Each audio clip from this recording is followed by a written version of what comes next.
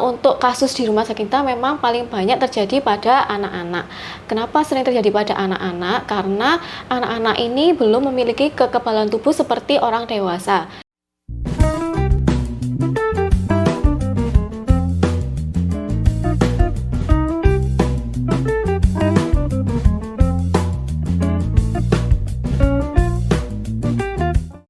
Halo, semangat pagi sahabat Hermina, jumpa lagi di podcast Hermina.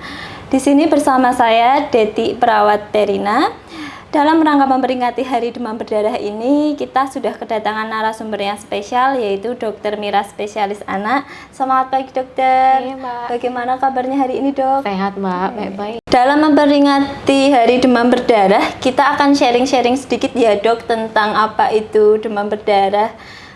Mungkin langsung saja pertanyaan pertama ya dok. Iya, Mbak. Apa sih dok demam berdarah itu sendiri? Nah, untuk penyakit demam berdarah sendiri yang dikenal dengan demam berdarah dengue adalah infeksi virus akut yang disebabkan oleh virus dengue. Dan penyakit demam berdarah dengue ini ditularkan oleh nyamuk betina yang di dalamnya terdapat virus dengue. Dan nyamuk Aedes aegypti merupakan faktor utama dalam penularan penyakit demam berdarah dengue. Gitu ya, Mbak? Iya dok. Terus tanda gejalanya sendiri itu apa dok? Nah, untuk tanda dan gejalanya sendiri dibagi menjadi 3 fase. Yang pertama itu adalah fase demam, di mana didapatkan demam yang mendadak tinggi, demamnya terus-menerus, kemudian diikuti oleh sakit kepala, nyeri otot, nyeri sendi, nyeri di belakang kepala, dan didapatkan kemerahan khususnya pada kulit wajah. Dan untuk gejala yang lain biasanya didapatkan dengan nafsu makan yang berkurang, mual dan muntah. Kemudian untuk fase yang berikutnya adalah fase kritis. Nah, di sini terjadi pada hari keempat sampai ke-6, di mana di sini terjadi peningkatan permeabilitas pembuluh darah kapiler. Kemudian yang menyebabkan terjadinya perembesan plasma dan akan menyebabkan darah mengental sehingga mudah terjadi shock, bahkan bisa terjadi kematian. Kemudian untuk fase yang terakhir adalah fase pemulihan atau penyembuhan, biasanya ditandai dengan perbaikan keadaan umum, biasanya perbaikan nafsu makan, anak sudah kembali ceria, dan buang air kecil sudah dalam jumlah yang cukup, tidak menurun. Gitu ya Mbak untuk tanda dan gejalanya. Oh iya dok.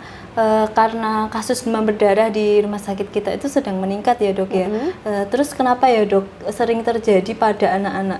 Nah ini untuk kasus di rumah sakit kita memang paling banyak terjadi pada anak-anak. Kenapa sering terjadi pada anak-anak? Karena anak-anak ini belum memiliki kekebalan tubuh seperti orang dewasa, sehingga anak-anak ini gampang atau mudah sekali terinfeksi, yaitu terinfeksi virus. Dan yang paling sering sekarang adalah infeksi virus dengue. Ada nggak dok itu komplikasinya itu apa aja ya dok? Nah, untuk komplikasinya yang sendiri itu adalah yang paling sering adalah terjadi shock atau yang disebut dengan dengue shock syndrome. Nah, ini terjadi bila penanganannya tidak segera dan tidak cepat tertangani.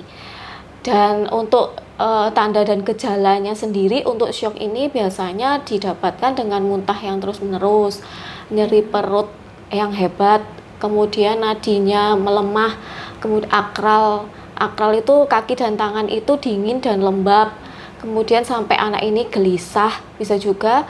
Dan nanti kalau misalnya anak ini nanti gelisah, tiba-tiba anak ini jatuh dalam kondisi shock yang berat sehingga bisa menyebabkan kematian. Oh iya dok ya. Terus dok, ada nggak dok sekarang itu vaksin untuk demam berdarah? Nah, untuk vaksin demam berdarah ini saat ini sudah tersedia. Saat ini vaksinnya diberikan bisa diberikan dimulai saat anak usia 6 tahun sampai dewasa usia 45 tahun dan memiliki efektivitas sampai 80%.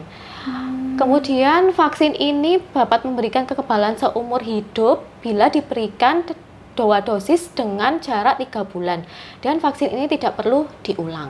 Oh iya dok.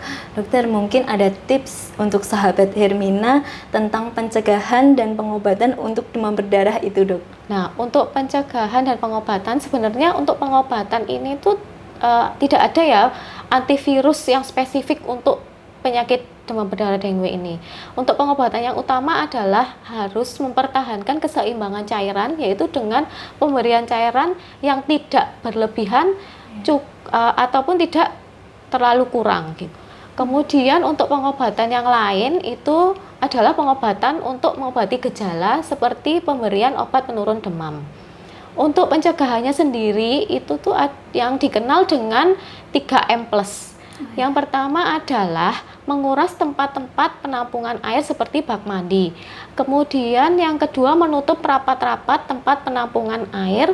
Dan yang ketiga adalah memanfaatkan kembali atau mendaur ulang barang bekas yang berpotensi untuk tempat perkembangbiakan nyamuk. Sedangkan untuk plusnya sendiri itu adalah antara lain menggunakan kelambu saat tidur, kemudian menggunakan lotion atau repellent anti nyamuk, kemudian menghindari kebiasaan menggantung pakaian di rumah. Mungkin ada pesan untuk sahabat Hermina, dokter, mengenai penyakit demam berdarah ini? Untuk sahabat Hermina, bila didapatkan demam lebih 3 hari, kemudian didapat dengan mual dan muntah, disertai dengan nyeri otot, nyeri sendi, nyeri belakang kepala, sebaiknya ke fasilitas kesehatan terdekat untuk melakukan pemeriksaan darah. Dan demam berdarah dengue ini dapat disembuhkan bila dapat ditangani secara tepat dan cepat. Tetapi lebih baik adalah mencegah demam berdarah dengue daripada nanti terlambat dalam penanganan demam berdarah dengue. Nah, itu tadi sekilas sharing-sharing tentang penyakit demam berdarah kali ini. Mungkin bila nanti ada buah hati sahabat Hermina yang mengalami tanda gejala yang sudah disampaikan Dr. Mira tadi, bisa langsung datang ke Rumah Sakit Hermina Wonogiri dan berkonsultasi dengan Dr. Mira SPA pada hari Senin, Selasa jam 13 sampai jam 20, Rabu sampai Sabtu jam 13 sampai jam 19, dan hari Minggu jam 10 sampai jam 12. Oke, terima kasih dokter atas waktunya untuk sharing-sharing pada podcast kali ini. Nah, sekian podcast kali ini. Sampai jumpa lagi di podcast yang akan datang. Sehat bersama Hermina.